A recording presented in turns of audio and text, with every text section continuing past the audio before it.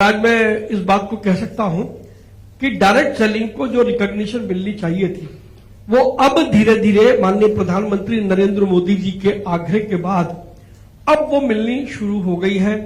Direct selling की policy बन गई है, डायरेक्ट सेलिंग के रूल्स बन गए हैं और जो एक्ट पार्लियामेंट में आया था जिसमें डायरेक्ट सेलिंग को एमएलएम के साथ जो इनिशियल जो आया उसमें एमएलएम के साथ जोड़ा गया। लेकिन मैं धन्यवाद करता हूं माननीय गृह मंत्री श्री अमित शाह जी का कि पार्लियामेंट में बिल आने के बाद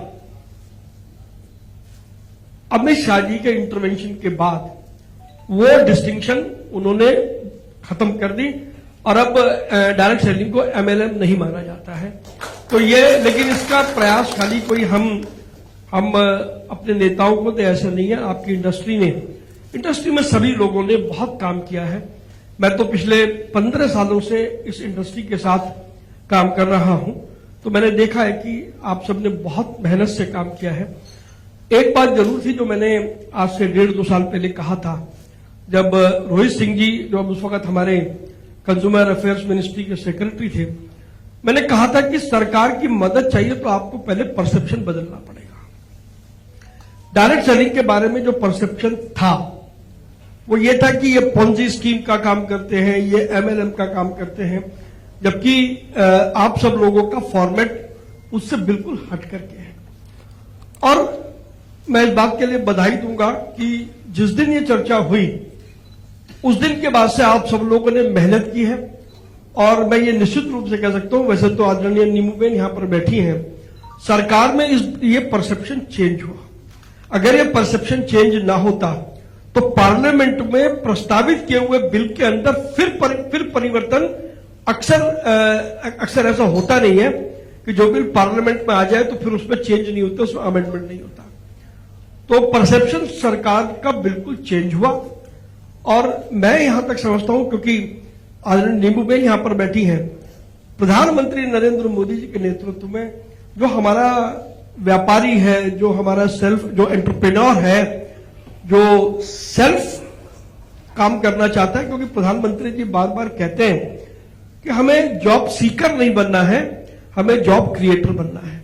तो आप सब लोग जो यहां पर बैठे हैं, आप सब लोग जॉब क्रिएटर हैं। इस नाते से आप सबकी भूमिका भारतीय अर्थव्यवस्था में एक बहुत बड़ी महत्वपूर्ण भूमिका है। कंसल्टेशन लगातार सरकार करती आई है और ये बड़ा चेंज, सुरेंद्र वंश जी यहां बैठे हैं, राजीव गुप्ता जी यहां बैठे हैं, 2014 से पहले कंसल्टेशन नहीं होती थी, लेकिन 2014 से जब से नरेंद्र मोदी जी की सरकार आई है कंसल्टेशन के दौर हुए हैं। और डायरेक्ट सेलिंग के बारे में मुझे मालूम है 10-10 बार आप सब लोगों से बातचीत सरकार ने उस वक्त की। मैं तब आपके साथ था, अब मैं आज भी आपके साथ हूं, बट तब मैं टेबल के उस तरफ था, अब मैं टेबल के उस तरफ भी हूं और टेबल के इस तरफ भी हूं। तो मैं कोई अपनी सरकार का बखान नहीं कर रहा, ये इतिहास है, ये रिकॉर्ड है, क्योंकि मैं लगातार पिछले 35 सालों से व्यापारियों की समस्या उठाता रहा हूं।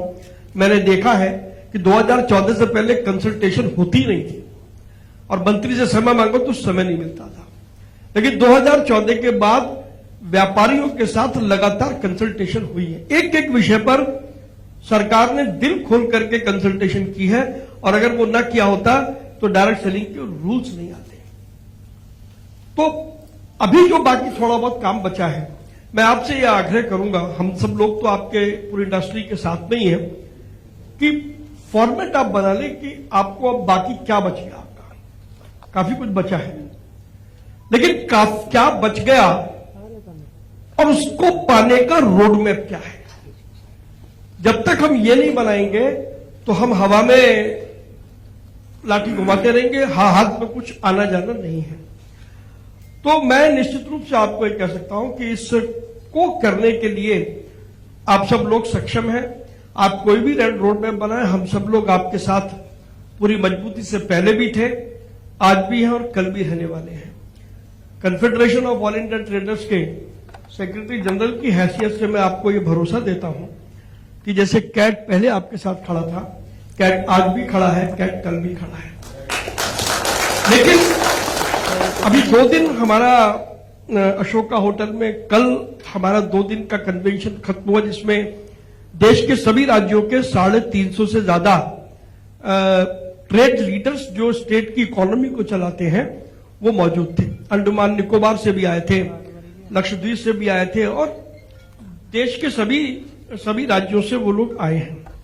एक बात पक्की है कि ये जो हमारे यहाँ जो वैसे तो नीमू बहन बैठी हैं तो, लेकिन मैं कह सकता हूं क्योंकि उनका मुझ पर विशेष स्नेह रहता है, ये जो रामलाल श्यामलाल का व्यापार है, यदि हमारे मन में कोई कल्पना हो ना साहब, इस रामलाल श्यामलाल को खत्म करना पड़ेगा, यह आप पक्का मान लो। नरेंद्र मोदी जी के शासन में रामलाल श्यामलाल तो नहीं चलेगा।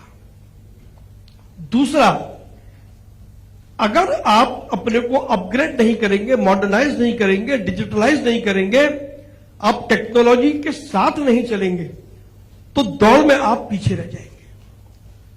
फिर वो लोग दौड़ में आगे आएंगे जो जिनके पास टेक्नोलॉजी है, जिनके पास रिसोर्सेज है, जिनकी डीप पॉकेट्स है। तो कल फिर ये ना कहें कि क्योंकि हम कुछ नहीं कर रहे, दूसरा आ गया और हम इसी बात की शिकायत करते रहेंगे। हमने बाकी ई कॉमर्स के सेक्टर में हम लोगों ने जहां बड़ी कंपनियों को हमने निशाना बनाया, अभी सीसीआई की रिपोर्ट आई है, सीसीआई ने साफ साफ दो बड़ी कंपनियों को यह कहा कि इन्होंने गड़बड़ करी है, लेकिन उसके साथ साथ हमने ये भी कहा कि हमारे व्यापारियों को भी अपग्रेड और मॉडर्नाइज होने की जरूरत है और हम उसके लिए एक एक स्टेट में जाकर के हम स्किल डेवलपमेंट के कार्यक्रम चला रहे हैं। टेक्नोलॉजी क्या है, हम मेटा के साथ हमने मिलके सोशल कॉमर्स, व्हाट्सएप को आप कैसे यूज कर सकते हैं व्यापार के लिए, हम उसकी वर्कशॉप चलाते हैं। मास्टर कार्ड के साथ मिलकर के हम डिजिटल पेमेंट का एडॉप्शन और एक्सेप्टेंस कैसे हो, हम वो काम करते हैं। स्टेट बैंक ऑफ इंडिया और एचडीएफसी बैंक के साथ मिलकर के देश की बैंकिंग से आपको कैसे लाभ हो सकता है डिजिटली, हम उस पर काम कर रहे हैं। ऐसे बहुत सारे काम हम पूरे देश में कर रहे हैं। तो मैं एफडीए को जरूर ये कहूंगा, हालांकि तो आप तो खुद ही टेक्नोलॉजी के ज्ञाता हैं, लेकिन टेक्नोलॉजी का जितना प्रसार आप अपने डिस्ट्रीब्यूटर्स के मध्य में कर पाएंगे तो वो आपकी इंडस्ट्री को उससे फायदा मिलेगा, ऐसा मेरा मानना है। तो आज के इस मौके पर मैं आपको बधाई देता हूं कि, लेकिन आपने शब्द बड़ा गलत यूज किया, जैसे होता है ना 13वीं,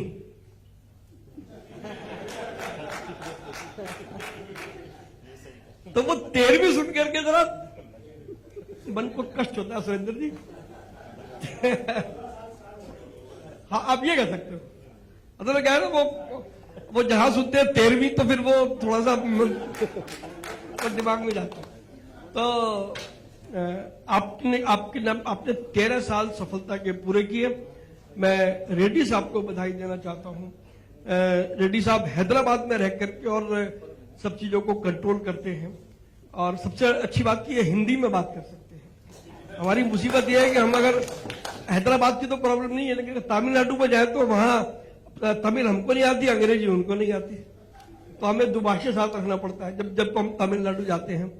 लेकिन रेड्डी साहब का, किशोर जी का, वत्स जी का और राजीव जी का तो खैर सारा मामला है ही, और खासतौर पर जो हमारे एडवाइजर हैं, विशेष तौर पर हेम पांडे जी का मैं आभार मानता हूं। आज यदि डायरेक्ट सेलिंग को जो दिशा मिली है, उसकी दशा सुधरी है, उसमें हेम पांडे जी का बहुत बड़ा योगदान है। जब हेम पांडे जी सेक्रेटरी थे उस समय ये परिवर्तन का दौर शुरू हुआ था, मुझे अच्छी तरीके से याद है। हालांकि जब हम हेम पांडे जी को मिलने जाते तो ढंग से हमसे बात नहीं करते थे वही सेक्रेटरी जो सरकार का होता है, लेकिन उसके बावजूद भी मित्रता हमारी वैसी रही। तो हेम पांडे जी का मैं विशेष रूप से, क्योंकि यहां हेम पांडे जी मौजूद हैं, तो इसलिए मैं उनका जरूर आभार मानूंगा कि हेम पांडे जी ने वो पहला जिसे कहते हैं ना फंडामेंटल स्टोन किस लिए रखा, तो हेम पांडे जी का। मेरे मित्र रमेश कैलासम थे यहाँ पर, कहां पर रमेश जी हैं? रमेश जी सबसे पीछे बैठे हैं। इस पूरे इस परसेप्शन को चेंज करने में हमारे रमेश कैलासम जी की भी बहुत बड़ी भूमिका है। तो सब लोग जिन्होंने इसके लिए काम किया, मैं उन सबको बहुत बहुत धन्यवाद देता हूं, बधाई देता हूं, और मैं उम्मीद करता हूं कि जो आपके बाकी के 25 साल पूरे होने में जो 12 वर्ष हैं, वो काम आप 6 साल में कर लो तो हम 6 साल बाद ही आपकी 25वीं मनाएंगे। और आपने जो इतने मुझे मालूम है बहुत तकलीफें झेलनी पड़ी हैं, तो मैं 4 पंक्तियां आपको आपकी उस शिद्दत को मैं समर्पित करता हूं कि हमने डाले बीज प्यार के, हमने डाले बीज प्यार के, उसने कांटे बोए, उन कांटों से लिपट लिपट हम रात रात भर रोए, जीवन भर के दर्दों का जवाब हो गए। यानी कि जो आपने पूरे 13 साल में जो यात्राएं सही हैं, मुझे उसका अनुभव है कि जीवन भर के दर्दों का जवाब हो गए और कांटे सहते सहते हम गुलाब हो गए, कांटे सहते सहते हम गुलाब हो गए। मैं एक बार फिर आप सभी को बधाई देता हूं और बहुत विनम्रता से एक बार मैं फिर हमारी नेता, हमारी आदरणीय भारत सरकार में मंत्री नीमू बेन से क्षमा मांगता हूं कि मेरे को बहुत बुरा लग रहा है कि आप उससे पहले गए और आप मेरी वेट कर रही हैं, लेकिन आपकी इस उदारता है, उससे पता लगता है कि मोदी जी के मंत्रिमंडल में अगर मंत्री भी बन जाओ तो आदमी जमीन नहीं छोड़ता है। ये बात नीमू बेन ने उसको साबित किया है। तो मैं आपको बहुत प्रणाम करता हूं और आप सभी का बहुत बहुत धन्यवाद करता हूं। जय हिंद।